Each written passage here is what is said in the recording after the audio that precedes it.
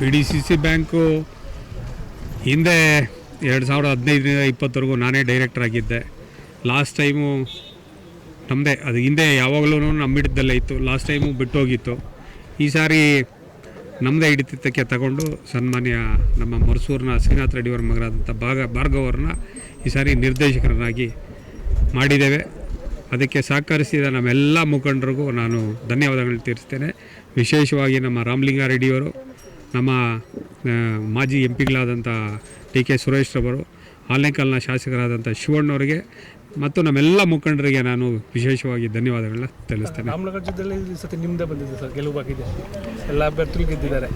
ತಾವು 18 ಕ್ಷೇತ್ರ ಆಯಿತು. 18 ಕ್ಷೇತ್ರದಲ್ಲಿ ಏನು BDCC ಬ್ಯಾಂಕಿಗೆ 18 ಕ್ಷೇತ್ರ ಆಯಿತು. ಅದರಲ್ಲಿ 16 ಕ್ಷೇತ್ರಗಳು ಕಾಂಗ್ರೆಸ್ ಬೆಂಬಲಿತ ಅಭ್ಯರ್ಥಿಗಳು ಗೆಲುವನ್ನು ಸಾಧಿಸಿದ್ದಾರೆ. ಹೋದ ಸಾರಿ 2015ರಿಂದನೂ 2010ರಿಂದ ಈಚೆ ಕಡೆ ನಮ್ಮ ಹಿಡಿತಕ್ಕೆ ಬಂತು ಏನು ಕಾಂಗ್ರೆಸ್ ಬೆಂಬಲಿತ ಅಭ್ಯರ್ಥಿಗಳ ಹಿಡಿತಕ್ಕೆ. ಆಗಲಿಂದ ನಮ್ಮ ಹಿಡಿತದಲ್ಲಿದೆ. 2015ರಲ್ಲಿ ನಾವು ಹೊಸ ಬಿಲ್ಡಿಂಗ್ ಕಟ್ಟಲಿಕ್ಕೆ ಸ್ಟಾರ್ಟ್ ಮಾಡಿ ಹೊಸ ಒಂದು BDCC ಬ್ಯಾಂಕ್ನ ಹೊಸ ಕಟ್ಟಡವನ್ನು ಸಹ ಕಟ್ಟಿ ಅದು 20ರಲ್ಲಿ ಉದ್ಘಾಟನೆಗೊಂಡಿದೆ.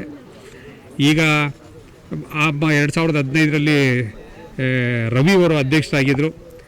ಅದಾದಮೇಲೆ 2020ರಿಂದ 25ವರೆಗೂ ಏನು ನಡೀತು ಅದರಲ್ಲಿ ನಮ್ಮ ಹನುಮಂತಯ್ಯ ಅಂದ್ಬಿಟ್ಟು ST ಸೋಮಶೇಖರ್ ಅವರ ಬೆಂಬಲಿಗರಿದ್ದರು. ಅದಾದಮೇಲೆ ವಿಜಯ್ ದೇವ್ ಅಂದ್ಬಿಟ್ಟು 2 ವರ್ಷ ಇದ್ದರು.